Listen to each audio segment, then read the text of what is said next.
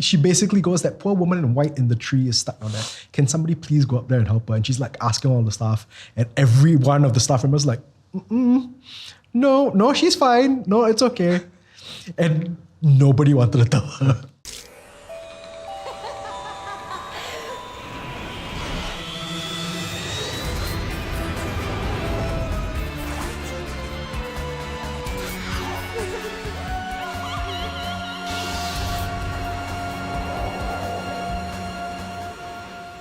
My name is Utt. My name is Raihan. My name is Wayne. My name is Kyle. And this is Tales from Incredible Tales, a show where we look back at the popular MediaCorp horror series. Joining us today, once again, is Utt, host of Incredible Tales across its 13 years. Hi, Utt. Hi, guys. Hi. Good to see you. Good to see all of you too. Yeah. You look, and you. All right, nice. You need to stop doing that. You're freaking me out, man. Do we have another person somewhere? For some reason, I thought he was looking at Mel Gil. You have been with us each and every episode. That makes me feel a little bit better, thank God. Nice. Plus, you dressed up with the blazer again today, so you know. I have the blazer, but we both have the same look today. I know. Yeah. I'm in training. I haven't gotten the approval to wear the blazer Master yet. and apprentice. Yeah. I really miss my Mel Gil blazer right now. So anyway, in every episode of Tales from Incredible Tales, we explore a different theme and how it ties back to the classic Incredible Tales episodes. For this episode, we're looking at how Southeast Asian supernatural travels beyond our region. This episode's theme was inspired by The Souvenir from season 4. When Robert, a guy down on his luck, gets a finger bone from his friend as a souvenir from his travels, he thinks nothing of it. Soon, his luck turns for the better. But then Robert discovers that accompanying the good luck are nightmares that come true. Is the finger bone the cause of all the bad events happening? Let's take a look. That all changed when I had another horrific nightmare.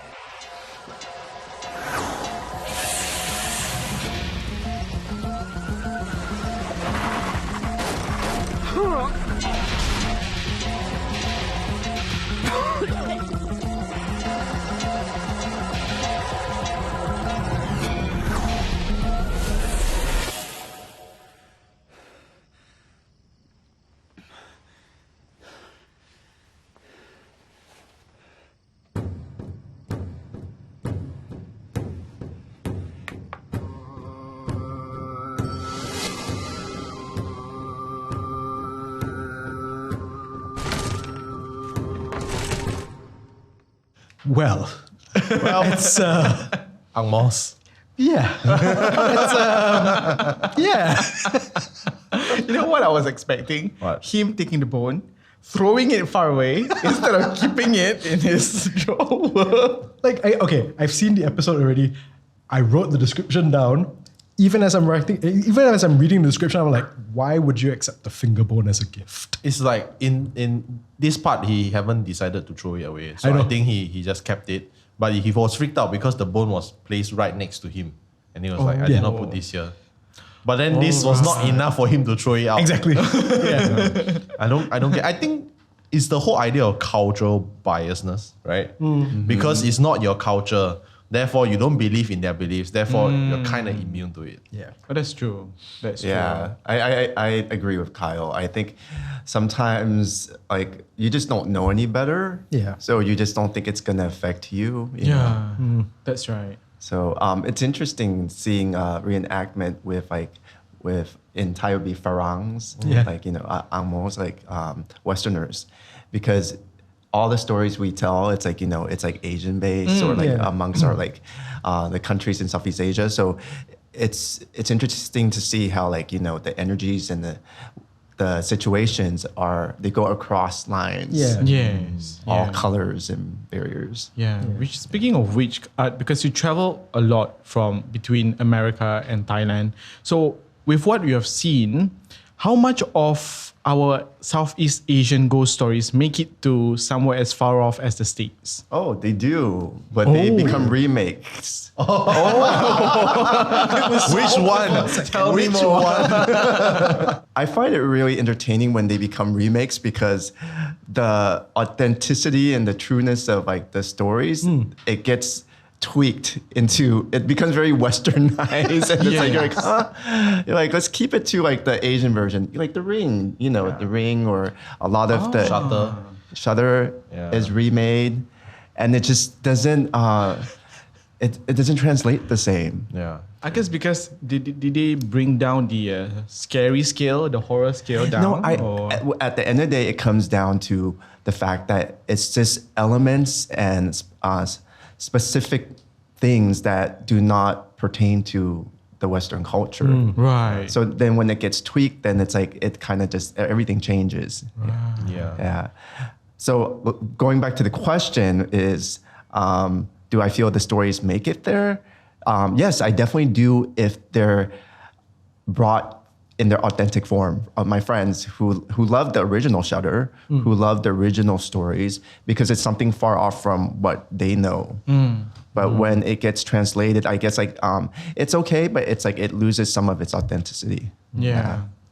I always believe that vampires are the westernized version of Pontianaks. Don't you think so? I love that you've flipped it around. Because like all the time I hear like, oh, Pontianaks are the Southeast Asian version of vampires. So for you to say like, oh yeah, vampires, they're their version of our Pontianak. I mean, don't you think so? Like male to female, and then it's black, white, and then instead now it's black, white. I'll take your word for it. I'm just not looking at it. And they still suck blood. I think Hollywood has like really spoiled the vampire for us. Because they're like sexy. They're like, then become teenage romance, that kind of thing. It's cool to be a vampire. Oh yeah. Is it though? To be the update. I agree. Yeah. But whereas like I think Kakak, we are a bit more still real to the source material in a sense whereby it's still a tragic tale of a woman losing her life, while giving birth, and then it's like the man. Yeah, exactly. Like it does, even though it's modernized, but it doesn't really change the core. But whereas like vampires in Hollywood, it has changed a lot because it came from like Vlad the Impaler, the story came from Vlad the Impaler, then Dracula, like it's all this like castle thing. Then now it's like modernized for Hollywood. I think it's much more layered. There's more intricacies with how we see spirits and energies because we do things to appease them. We do merits. We have a deeper understanding of the stories behind it. I think with like with Western understanding, it's more on the surface. So then that gets changed in terms of like, how people perceive the energies and everything here. I do find that because they don't understand, like Westerners might not understand the intricacies, for a lot of them it is fascinating. But it's how to connect it to them slowly. It's like kind of like food. Like what I've realized is when I was growing up in the US, that people's palate was quite bland. And then now it's like not bland, so more, you got like sriracha and like hamburgers and which wouldn't have been the case like maybe 10, 20 years back. So it's similar to what we're talking about. I think it just takes time for them to catch on to the intricacies. And I think it slowly is. Like, for example, the reenactment that we saw. I mean, that's an example of, I think, experiencing something out of the norm of what a Westerner would experience and then coming to terms with it.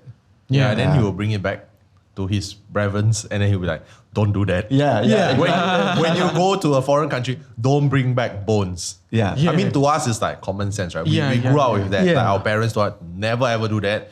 But I guess they are a bit more different in that sense. They didn't have that cultural understanding. Like, I'm pretty sure like an Asian person would never go to Africa and say, oh, that's like a bone thing. I'm going to bring it back. We will be like, no. We get it. But whereas I think the Westerners, they are a bit more like what you say, surface level. Then they're like, maybe I'll bring it back as a gift. That's true.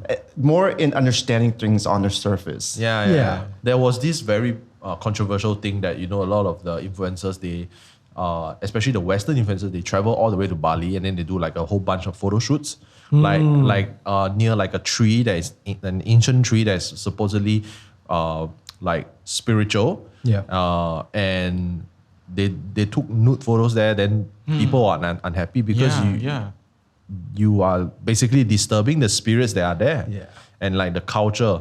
So they were made to apologize and like I think do some prayers over there. So it's become quite common because of the influencer culture and the social media culture. So all these key traditional places, especially in Asia, you have a lot of influencers just like taking it one step further, you know, just to garner attention. So like that incident, and there's a lot of incidents like from Japan to Thailand to, you know, everywhere. So, but what's really good is on the other side of social media, there's also a backlash. There's an accountability from it, from Exactly. people who understand better as well. and then there's like the other accountability, where the spiritual accountability, the ghosts come and haunt you. It's like don't do that. That's right. It doesn't matter how many hate comments you get on social media, nothing's gonna beat the ghost coming to you. Yeah, but the ghosts come, you go, good luck, man. Good luck. You can't block that. I think to add on to that, because like what you say, Carl, where you know, the Western culture, they fantasize or they create a new character out of vampires. So hence the cultural aspect of, you know, respecting vampires is different than how we know about, let's say, Kat P. Because in movies, they will always say Kat P will always appear if you don't do this. There's this cultural norms being instilled into movies. But in Western movies, however, we don't hear much of that norm or cultural do this and do that. I noticed that as well in like the movies that we have down here. Even the horror comedies, like everything else will be a joke, but Kat P will always be played straight. So there's no making fun of her. It's making fun of everybody else around her, but there's no disrespect. You to can her. try. No. Try. I am always respectful. No, but like I'm curious, like as a filmmaker, I think it would be quite interesting to see a Hollywood version of Kat P, like a portrayal of Kat P. I'm curious of how would they do it. Because we've always done it this way, right? Like how would they do it?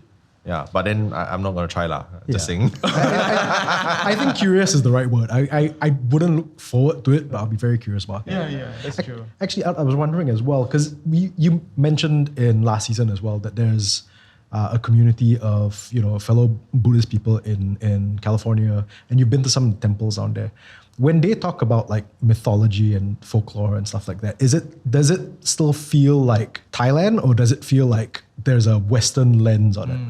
It depends on what community. If it's like, I think this is across the line. For example, if you have the Thai community here who immigrated there, they're still going to think in a very Thai way. But if you have like the children who are Thai American, they're going to be influenced by Western culture. So they're going to not be as connected unless their parents, like, you know, pass that down to them. And I think that's across the line with whether you're Singaporean, Malaysian, Indonesian, Filipino. So, and then you have the other side of it where it's like you're fully Western. So particular group of people that I see in the Buddhist community, they're very Thai. You know, they're still like the first generation, and then passing it down to the children. It's more of like the people who come in who are foreign, who are learning. You know, they're getting bits and pieces of things. Which brings me to the next question, because do you think our Southeast Asian ghosts and creatures can actually travel to other countries? Like, for example, in the States, do the people there currently believe that, you know, Manak is still existing there in California itself? I feel once you're like in a different space and environment, it might not necessarily be the same entity that we term it here. There might be termed differently, because when you're in different places, like let's say if you're in Australia, you have the Aboriginals. They have their particular terms to entities and spirits. If you're in the United States, the lands before what it is today was deeply rooted with American Indians. So they have terms for their spirits and their entities. And if we were to like just place it on this table and just have every indigenous tribes and people sit down and talk, it might be the same entity. But it might be the same entities and energies and spirits and kakat, but they just have different names. That's true. Yeah. Is that how like the banana spirit, the kakpi, and the nangnak, they are like quite similar in that sense? Yeah. Different origin stories, but quite similar in terms of how they look, how they kill, that kind of thing. Yeah. Yeah, actually that's a very good point. Yeah, it's a good point. Because for me, when I travel, so this is funny because when I'm in Southeast Asia, at night, I always think of the Southeast Asian horror hantus coming up, at night. But when I was in UK for holiday, I wasn't thinking about all those Southeast Asian. I was thinking about poltergeists. I was thinking about spirits that I cannot see, I've never heard of. So I've had hauntings when I was in UK. Yeah, you mentioned the last Yes. So it's like, is it the same entity or is it a totally different entity? Because I'm in a different place. So that's a good point that you brought up. I think the methods of handling the entities are different. Yeah. And then when it's handled differently, then what becomes of the energy becomes different. Yeah. I think with the poltergeist and the exorcism, it exists here in Asia, but I think it's more tamed because of the different religions we have across the line. So our different religions have certain methods to tame the spirits. Yeah. There, it's like it's more like just you have the priests and then the holy water and then it's like you have the caricature of what poltergeist or exorcism looks like, and that's what we see in movies and everything. But we handle it very much differently here. Like we have bomos, we have doctor, spiritual doctors and everything that have these techniques and methods.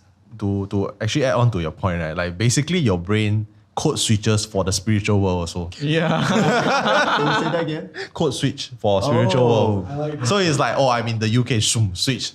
No more kaka. Yeah. No more this and that. It's all poltergeist, ghosts, like demons, I don't know. Yeah. But for me, it's a little bit different. So when I went to Europe, I was like, no lah, your hantu cannot beat my kaka. My kaka literally can claw out your genitals.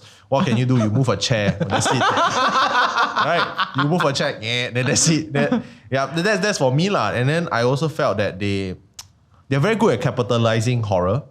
So I've seen walks for headless horsemen, that kind of thing. It's quite common there. So then people are like, this is part. There used to be a headless ghost, and I think they still roam around there. But here's 20 euros, then you go for the walk. When people travel there and they bring the myths that they bring, they get code switched in that sense to fit the environments and stuff. But I always wonder, would the the way to the priest, the pastor, the bomo, does it work interchangeably? So I think if it's between Western and Eastern, it's probably bigger hurdle. But I think if it's amongst our nearby countries, it's not as much. The story that I shared with you guys, how one of my producers brought an entity back to Singapore from Thailand, and then and Abomo told him to bring the spirit back to Phuket. So I mean, if it's across, because we have similar beliefs and similar methods and techniques, but I think for Western and Eastern, it's it's a much bigger hurdle, I guess. Wow. Yeah. I think to add on to that, I did ask spiritual masters about that recently, and then they say that it depends. But for certain religions, right, it doesn't matter what's your religion. You come to them for help, for exorcism, they will help. And they say that the power is still the same because essentially you're believing in light. Yeah. So light will always fight darkness. So it doesn't matter what your religion is, they are able to solve the issue. It just depends on how evil the entity is. Right. So they say you could be raised a certain religion and not the same religion as the spiritual master, but you can still go to him for help and he will still help. And the deity or the God that they believe in will help you. I see. Because still fighting evil. Yeah. That's a good point. It's it's the source is the same. Nice as well, well. I'm gonna throw this little story in. Flight that crashed. I forgot where, Kathmandu or I have to look it up. But basically, the next flight leaving, it's the same airlines. There were stewardess who were on that airline asking to go back home. Yeah. The spirits of the deceased. the crew, Yeah. the crew that had passed away. So some of them had asked to catch That flight. another flight back home. Wow. Oh wow. Yeah. That's really sad. Yeah. It's just, No, but it's quite a common knowledge that sometimes the commercial flights that we take, right, they do carry deceased. Yeah. Yeah, like bodies, the repatriation flights. Yeah. Oh. Yeah, so it's underneath in the cargo space. Yeah. Because they do carry cargo, ma. So sometimes it's deceased. Do we think that people are more understanding of other cultures, supernatural beliefs now? Oh, definitely. Yeah. Because I think on the flip side of social media is that everything's well connected now. Yeah. And then like what we mentioned about disrespecting key places, and the backlash is very fast. So that's key to not having that repeat itself. I think it's the same when it comes to disrespecting the spiritual world as well. And people are more worldly. They travel a lot more now. Yeah. So I think there's more of an understanding. I recently saw this video. All my friends sent me. It's quite funny. It's a TikTok of basically an Ang Mo in Singapore. And he's just walking around at night. And he's like, why my apartment outside got the frangipani smell? Wow. I love that smell. Wow. And then in the comments, you can see, right, people are like, Singaporeans are basically, do we tell him? Like, do we tell him? Like, good luck, man. That actually reminds me of a story that a friend told me. And I won't mention the name of the place, but it's outdoors and you can visit at night. So it's an attraction in Singapore. Oh. I'm quite sure you can guess which one it is. And there was this lady from, I think, America, who he was working at this place, and he heard this lady from America just going on like, "You've got to help her. That poor woman stuck in a tree. You've got to help her. Can somebody help her?" And she's pointing to a tree, and she's like, she basically goes, "That poor woman in white in the tree is stuck on there. Can somebody please go up there and help her?" And she's like asking all the staff, and every one of the staff members like, No, she's fine. No, it's okay. And nobody wanted to tell her. I would have asked the lady for her to go help instead. That's true. Like, I'll get you a ladder. Go on. Here's a ladder for you. I do imagine that Kat would have been a little bit more forgiving to that lady who's trying to help her. Honestly, I don't think it's disrespectful. I think she genuinely wants to help. Exactly. I do agree with that. Yeah. I think if she knew what it was, she probably would keep quiet as well. But yeah, I think it wasn't out of disrespect. I think she just was like, "Oh no, there's a poor woman stuck in a tree." Yeah, it's like you just don't know, right? Yeah. Like it could be us on the flip side, right? We could be going Exactly. to some Western country and then we could like have, I don't know, like hear some sound. It's like, what's that? But for the locals, they are like, hey, no, when you hear that sound, you run. That's true. I'm wondering, like, on the flip side of it, how it is for the spirit world. Because I'm thinking, Why is that woman pointing to my house? exactly. Yeah, exactly. Exactly. I live here. Stop telling her to get me out. It's like they're like, do we need I a wonder if they have like their own Google Translate. do we need to get a translator? Ghostly translate. Do we need to get a translator to translate it, right? Yeah. That would have been fantastic It's as well. like, so I need to get my friend Dracula. He's on the other side of the world. But I think eventually what's important is for us, because we love to travel, we travel all the time, is to, before we head over to that particular country, is to understand their culture, especially if it's supernatural culture. Yeah. Because, I mean, we want to respect their culture as well. Yep. And likewise for anyone who's coming to our countries, to respect our supernatural beliefs as well. So that, eventually both side wins. Yeah.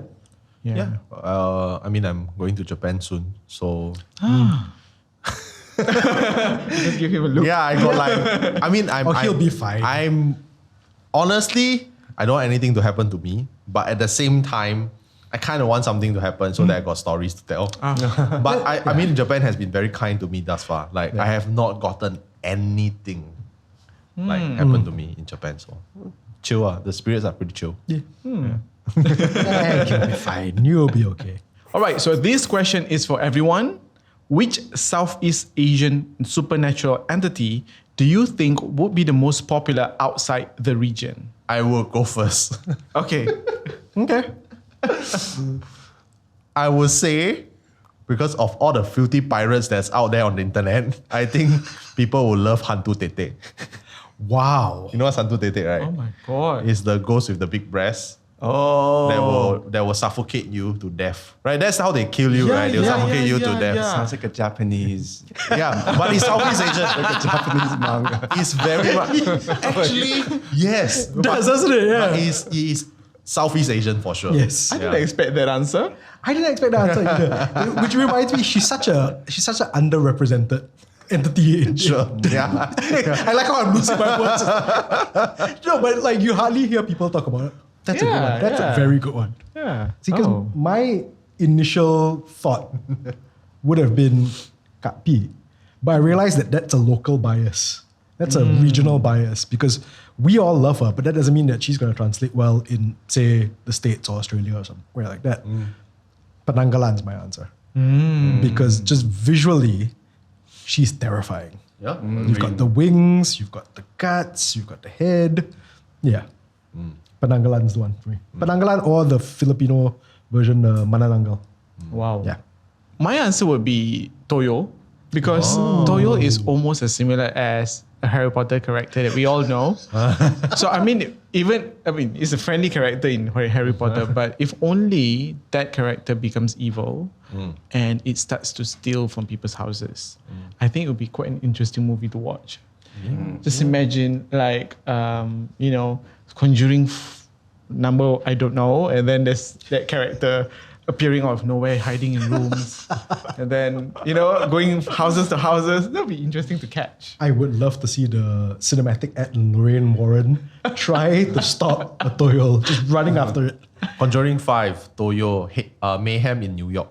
Oh yes, Wall Street It has down. to be set in New York. There was a novel in Malaysia called Toyol's R Us. A corporation started, if I'm remembering the story, they started franchising Toyols within Malaysia. So you're probably not wrong. It's probably got like the best chance at having international appeal in that It's sense. a profitable business. To be honest. Art, yourself. I would do a double collaboration. One with Kyle and one with you. So the one with Kyle is interesting because it's just recently, probably this past 2 weeks, like my auntie was telling me more about, it has to do with the palakit. Palakit is this phallus that people pray to. Yeah. And then like she was telling me that it originates from a god and like two gods. And I don't remember the details of it, but like that particular god collaborating with your would be quite interesting. Are you looking it up right now? Yeah. How do you spell it? Palakida. Yeah. While he finds that, I'll talk about our collabo. Oh, So yes. our collab will be Toyo's and Gumantong. I think it would be really cool. It would be really cool to have like, you have like the playful side and then you have the evil. Yeah, like kind of like the more dark. You have the dark version of the ghost spirits and then the children spirits, and then you have like the light side of it. Oh my god. It'd be like Home Alone. Yeah. Oh my God. It's Home Alone, but you do it in a buddy cop style. Yeah. Yeah. Just imagine. Yeah. I mean, the girl walking with the Toyo, holding hands, and then after that thing is like at the door, not letting you in. So you like Envisioning. No, I vision it as like more like you have maybe one house having the Gumantong and another house not knowing that they have the Toyos. Oh. So it's kind of like, it's Wow. yeah. Rival houses from across the street. Okay, let's write this. yeah. We got a director. Yeah. Right now, there's a producer out there somewhere who's watching this episode. James Wan, come on, let's go. Yeah, come on, Like let's go produce. we have the if we were doing it in the Hollywood version, right? Hollywood version can have like Kevin Hart as Kevin Hart voicing the Toyo. I think that would be quite hilarious. Oh yeah, I could imagine actually. I would pay good money to watch that. Yes. I'm here. Did you find it, Kyle? Yeah, I found it. It's a phallic shape. The palakit is basically a phallic shape amulet. It's for charisma. Oh. I have friends who have it also. It really is a phallic shape. I believe you. I just love that I could see you going through all the different words you could use. Yeah, it's a charisma. Wait, so this collaboration would be if you are haunted by what's the Hantu Tetek. Hatu Tetek? Yeah, Hantu So Tetek, if Hatu Tetek comes to you, then you have to go to the phallic For help? for help. Yeah. Oh no. The phallic kit. We'll reverse the charm here. Yeah. Wow, this is like That's a horror romantic comedy if ever I heard one. All right, so we're almost done, and you know what that means. Kyle, please share with us our morbid fact of the day.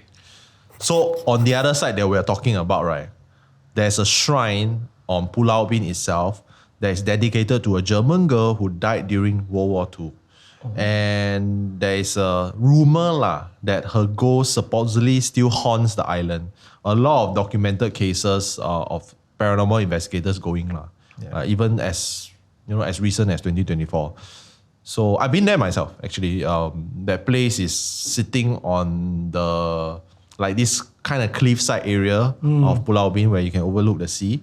It's pretty creepy. Should I say the urban legend is that she died of very tragic causes.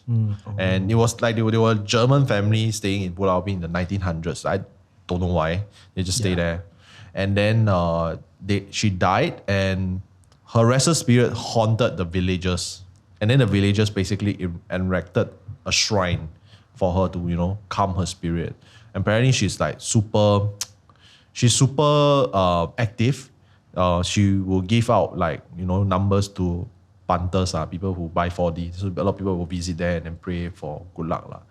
But there's also a lot of cases of hauntings. Not necessarily by her, perhaps by other spirits that's around the temple. Because when I went to the temple is a relatively small one, but it has a lot of other deities. But hers is the main thing. I wouldn't say she's a deity, she's more like guardian spirit of that area. Then I think it used to be a Barbie doll. And then I think they made an actual deity carving for her, a wood one. The reason why I feel that it's very creepy is because many years ago when I was still dating my wife, then we went there for a picnic. And then we just walked around that area, right? And then we chanced upon that shrine and went in just to, for prayers. I just pray only. And then for some reason, right, she felt really sick, for 2 weeks. Yeah. And we just couldn't solve it. And then we found out there was shingles. Oh? Yeah. But the thing is that Western medicine couldn't solve it. Really couldn't solve it. It's they keep giving her medicine and then she couldn't get well. It's it wasn't she wasn't dying or anything. She was just sick . It's just in pain . Then after that we went to a shingle specialist. A little bit Chinese medicine kind, but also with a little spiritual thing. So apparently in Mandarin we call Chua. So it's catching the snake inside. So the shingle it looks like a shape of a snake, right? So then the person was you all cannot see. People who accompany her cannot see because if not, it might spread to you. And then specifically, I think the master was saying, this is a water snake. So have you been to somewhere near water before or not? Recently? And I was yeah. It's yeah, you came from there. And I was so I'm very curious about this aspect. Experts in the comment section, please let me know if this is spiritual or not, because I'm not sure. To this day, we are still puzzled. Then after that, she went for that thing, right? And then she recovered within 2-3 days. I know there is a lot of debate in the medical community that this Chua thing, right, it doesn't work. It's kind of a bit of spiritual healing kind of thing, but there's some medical backing to it. Yeah. But it's really weird. And then he was fine after that. And my wife she's a non-believer. She's not scared one. You can ask her to stay alone, in a very creepy place. She'll be fine. But a lot of times when we stay in creepy places or we go to these kind of places, right, she'll fall sick. Just like that. Wow. Yeah. So that was quite creepy. Yeah. Yeah. Have you been to that place? Pulau Ubin. Yeah. I'm not sure if I have. I might have. But I've heard a lot of stories about Pulau Ubin and I met someone who lives in Pulau Ubin. But I find this story very interesting because it shows that spirits in the end, they're the spirits, and no matter like what background you come from. But I do feel sometimes when you're in certain places and you don't know, sometimes you take something with you that's very unexplainable, like what Kyle just shared. And thank you for sharing that, by the way. I mean, that was something personal. But I would be keen to know if there's any advice out there as to like how, what are people's sort of perception on that. Yeah.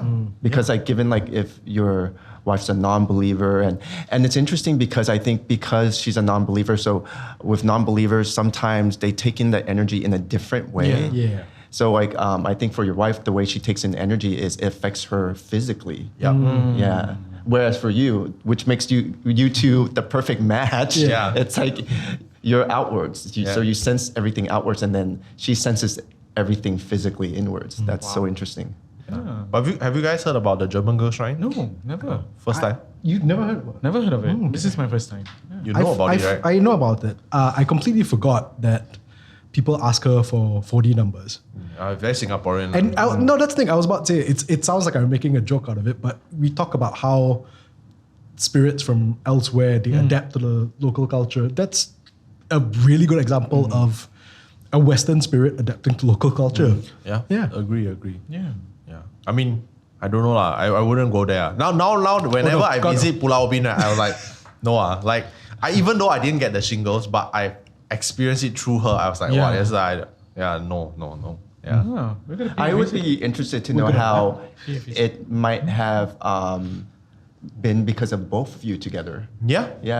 Because I've had that the experience where I've experienced something with my brother who is a non-believer. Yeah, you mentioned.